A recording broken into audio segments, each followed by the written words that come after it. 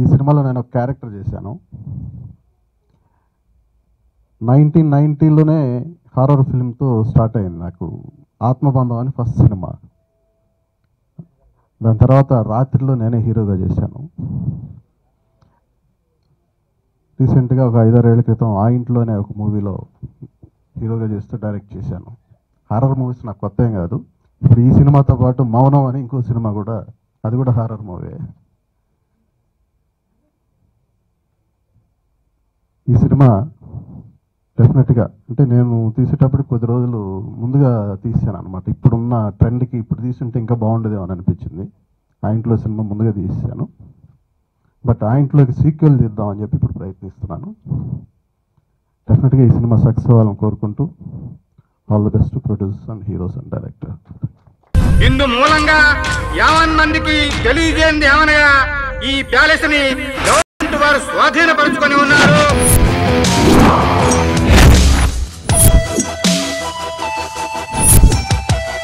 వర్షాకాలంలో వర్షాలు వస్తాయి, వేసవికాలంలో వేసవి ఎండ వస్తుంది. అలాగా ఇది రియల్ సీజన్ కాబట్టి హర్రర్ సినిమాలు వస్తే బాగుంటుంది.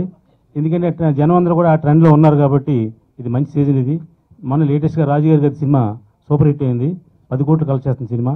ఈ సినిమా కూడా రాజుగారి ఇంట్లో 7వ రోజున టైటిల్ పెట్టారు. ఇంచుమించుగా అలాంటి కథే అలాంటి టైప్ ఉంది కాబట్టి ఈ సినిమా కూడా అలాగే 10 కోట్లు కలెక్ట్ చేసి ఈ కొత్తగా వచ్చిన నిర్మాతను ఎంకరేజ్ చేసి ఇండస్ట్రీకి మరిన్ని మంచి సినిమాలు తీయడానికి ప్రోత్సహించాలని ప్రేక్షకులు కోరుకుంటున్నాం. అలాగే హర్రర్ సినిమాలో ఒక ఉపయోగం ఏంటంటే పెద్ద లాజిక్లు అక్కర్లేదు. మిగతా సినిమాలు అయితే లాజిక్లు కావాలి. కాబట్టి ఈ సినిమా కొత్తగా డెబ్యూ డైరెక్టర్కి, డెబ్యూ ఆర్టిస్ట్కి తీయడానికి ఇది బాగుంటుంది. కాబట్టి ఇలాంటి కోవాలనే సినిమాలు తీసి ప్రేక్షకులను ఎంకరేజ్ చేయమని కోరుతున్నా. Thank you sir. ఈ ప్యాలెస్ అంత సేఫ్టీ కనిపించట్లేదు. అమృతాన్ని కొంత, విషాన్ని కొంత కలగలిపి మద్యపానం చేశారు. భారతదేశానికి 3కి విడదీయని సంబంధం ఉందిరా. So very happy to be here. ముందుగా ఎంటైర్ టీమ్కి ఆల్ ది వెరీ బెస్ట్. ఇందాక అందరూ చెప్పినట్టుగానే భరద్వాజ్ గారు అందరూ చెప్పినట్టుగానే రీసెంట్లీ రాజు గారి ఎంత సక్సెస్ అయిందో మీ అందరికీ తెలుసు. సో రాజు గారి ఇంట్లో 7వ రోజు దానికంటే 7 times ఎక్కువ హిట్ అవ్వాలని కోరుకుంటున్నాను. అండ్ యూనో రైట్ ఫ్రమ్ ఇప్పుడే కాదు, హారర్ మూవీస్ ఎప్పుడు చంద్రముఖి కానివ్వండి, లేకపోతే రీసెంట్గా వచ్చిన గీతాంజలి కానివ్వండి, లేకపోతే రాజు గారి అండ్ సో అవన్నీ ఎంత సక్సెస్ అయినాయో ఇది అలాగే అవుతుందని I'm damn sure about it. And first time produce చేస్తున్న భరత్కి మీ banner Bharat film factory, Bharat film ఫ్యాక్టరీనా? భరత్ ఫిల్మ్ ఫ్యాక్టరీ ముందు దయ్యాల సినిమాలు కాకుండా వేరే సినిమాలు కూడా ప్రొడ్యూస్ చేసి బ్యానర్ మంచి సక్సెస్ అవ్వాలని కోరుకుంటున్నాను.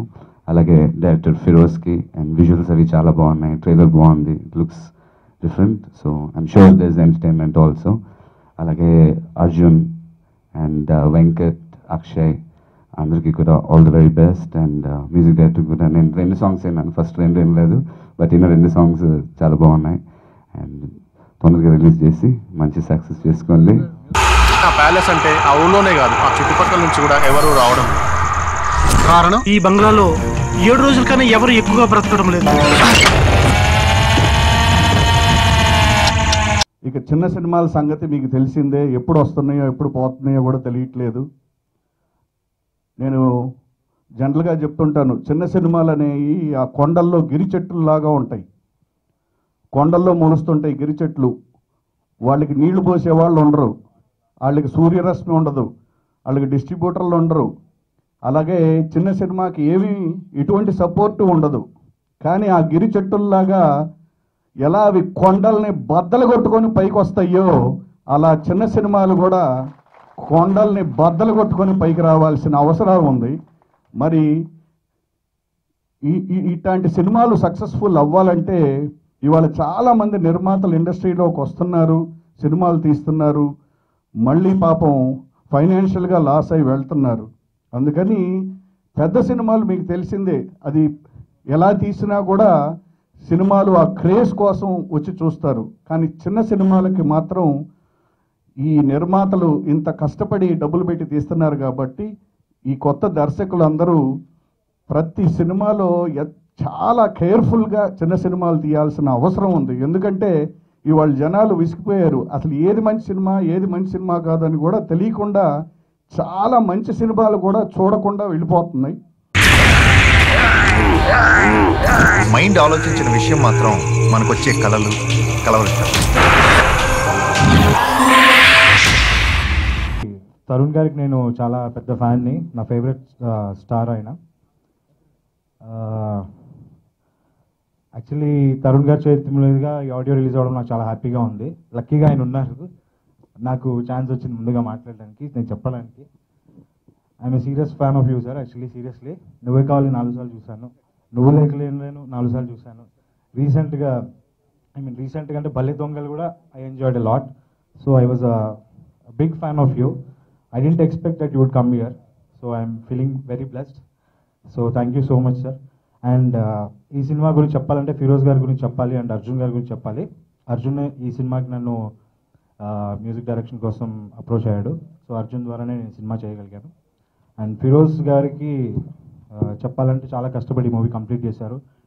ఈ రోజు కూడా ఆయన చాలా కష్టపడుతున్నారు ఈ మూవీ కంప్లీట్ చేయడానికి. రేపే మీకు చివరి రోజు, అదే 7వ రోజు.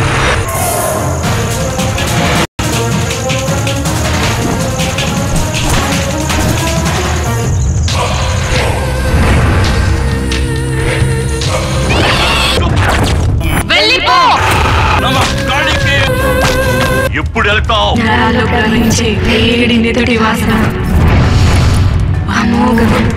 దాన్ని రుచి చూసి వెళ్తాను రా. మీరు బహుశా నిజం అనుకునే భ్రమ కావచ్చు, భ్రమ అనుకునే నిజం కావచ్చు. సినిమా